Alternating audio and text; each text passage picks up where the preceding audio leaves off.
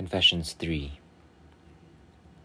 O God, who are so good, what is it that makes men rejoice more for the salvation of a soul for which all had despaired, or one that is delivered from great danger, than for one for which hope has never been lost, or one which has been in less peril? You too, merciful Father, rejoice more over one sinner who repents than over 99 souls that are justified and have no need of repentance. We also are overjoyed when we hear that the sheep that was lost is carried home on the happy shepherd's shoulders, and that the coin is returned to your treasury, while the neighbors rejoice with the woman who found it. The joy of Mass in your church moves us to tears when we hear the gospel which tells us how the younger son died and returned to life, and how he was lost and found again.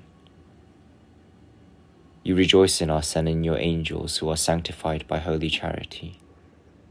For you are always the same, because all those things which are neither unchangeable nor endure forever are forever known to you, and your knowledge of them is unchangeable.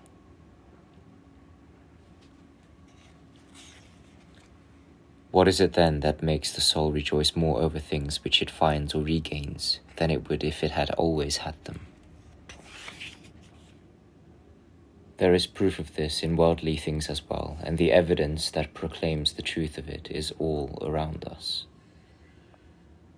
The victorious general marches home in triumph, but there would have been no victory if he had not fought, and the greater the danger in the battle, the greater the joy of the triumph. Sailors are tossed in a storm which threatens to wreck their ship. They are terror-stricken at the thought of impending death, but when the sky clears and the sea is calmed, their fear gives place to joy no less profound. One whom we love is ill. His pulse tells us that he is in danger, and all who long for him to get well suffer in sympathy. But once he is on the road to recovery, even though he has not yet the strength to walk as he used to do, we are happier at this than we were before, when he was quite well and could walk without effort. Men even procure for themselves the pleasures of this life by means of pain, not unexpected pain which comes upon them uninvited, but pain which they deliberately induce for themselves. There is no pleasure in eating and drinking unless it is preceded by the discomfort of hunger and thirst. Drunkards eat salty things to make their throats dry and painful, so that they may enjoy the pleasure of quenching their thirst. It is customary, too, for girls who are engaged to be married to delay the wedding for fear that a husband who has not suffered the trials of a long courtship may think his bride too cheaply won. If this is true of mean and reprehensible forms of pleasure, it is equally true of those which are legitimate and permissible.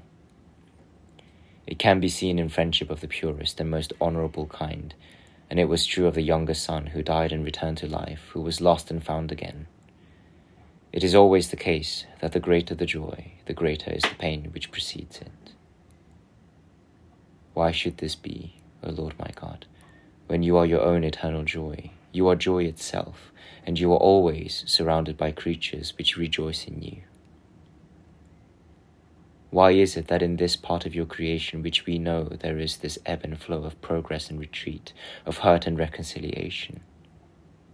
Is this the rhythm of our world? Is this what you prescribed when from the heights of heaven to the depths of earth, from the first beginnings to the end of time, from the angel to the worm, from the first movement to the last, you allotted a proper place and a proper time to good things of every kind and to all your just works? How can I hope to understand the height and the depth of you, from the greatest to the most lowly of your works? You never depart from us, yet it is hard for us to return to you.